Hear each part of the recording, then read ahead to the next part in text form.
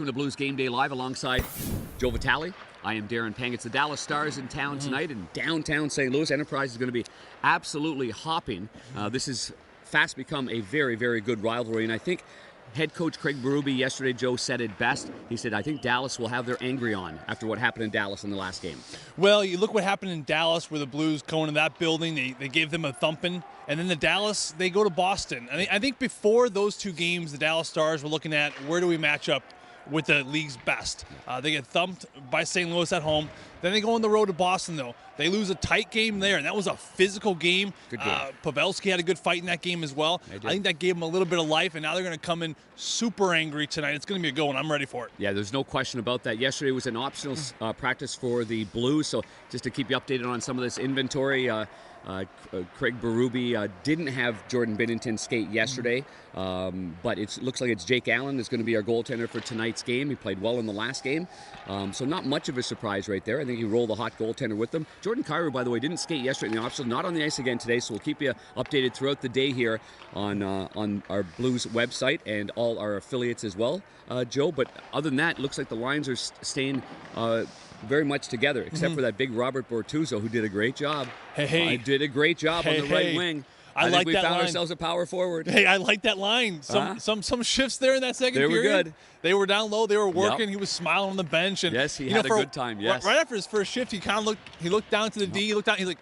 I know. And he was loud. Where do you sit? You're good point. But I liked it because he kind of, he was rambunctious. He was loud. It gave it some life, and that's kind of one of the parts where, if anything happens to any of the D, you've got an extra one there. I'm sure it's tough for the defensemen more than it is for the forwards. The forwards are having a whole lot of fun, as you would know. Right. I mean, you've got 11 forwards. You're hopping on the ice every other shift. Yeah, well, I think that for players like David Perron, he was getting double shifted quite a bit with Barbashev, Sundqvist, trying to get him going a little bit with those speedsters there. But I thought Bortzy did a fantastic job. But again, you get a chance to get some of your stars some double shifting.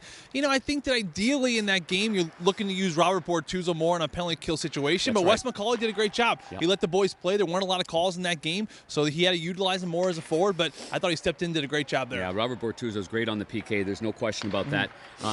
The other, let me see what other kind of groupings we have here. How much are you liking the Schwartz, O'Reilly, and Shen line at this point? I mean, to me right now, Darren, that's the line you really can't break up. No, and I know that can't touch it. You can't touch it right now. And I think it's been that a song in the '90s.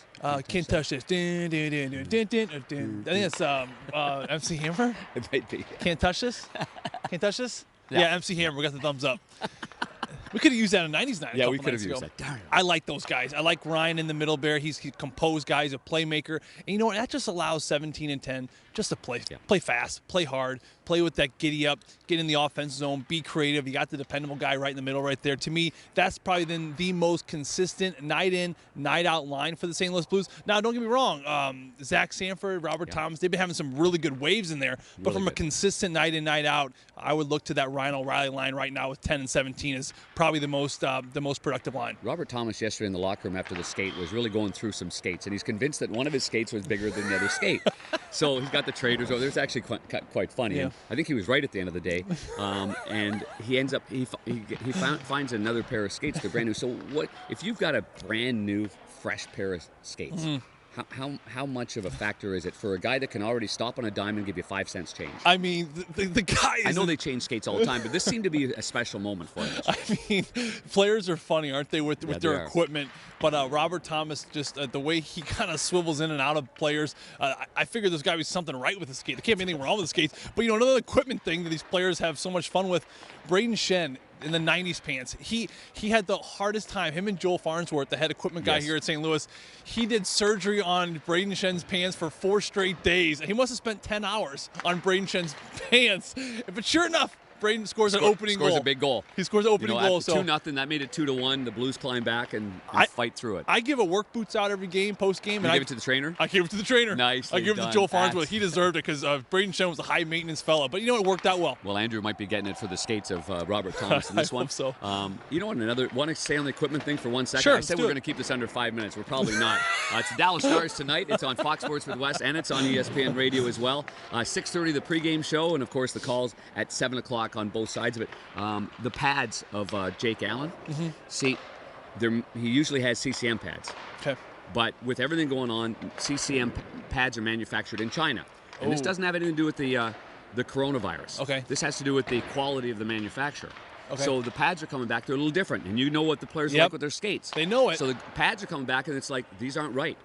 So now another company that used to be with CCM, Lefebvre, they're going to, they don't have the rights to put Lefebvre on the pads right now.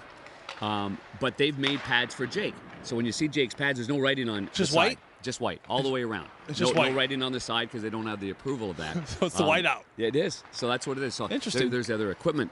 nugget for you. Only you in this entire building tonight will know that, and that's why I love you, Darren, and that's why the people should love you too, because you got the knowledge. There you go, big guy. 6-game winning streak. Want to give you the shots against per game. The average is 21.9 or 7. 21.7 against during the 6-game winning streak. How do you like them for apples? Barcheski gave us that one. He's our stat man. Barcheski? Barcheski. Finally got that last name right, so I can give him a shout out on the air. Good for you, buddy. Brett. Good for man. you. Okay, so that's what we've got so far. Let's do it. I'm excited. Neither team makes a move at the deadline. Both general managers are sitting up there right now, Jim Nill and Doug Armstrong. They're having a nice conversation. They both stayed pat.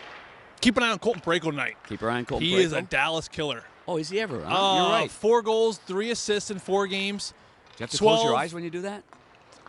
31 attempts at the net. I had the stats. So when you were at morning. Northeastern, all the teacher had to do was kind of look at you, and if you were like that, you were like thinking of something? Give him a minute.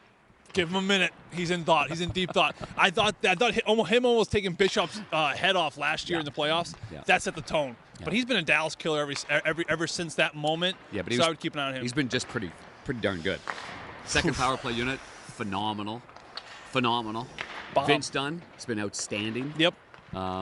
I'm looking forward to this game tonight. Young guys are carrying the This is gonna load be right hopping now. tonight, I'm though. excited. Okay, make Let's sure do you fix your hair up nice and look sharp tonight. I'm gonna do it. Do we keep this under 5?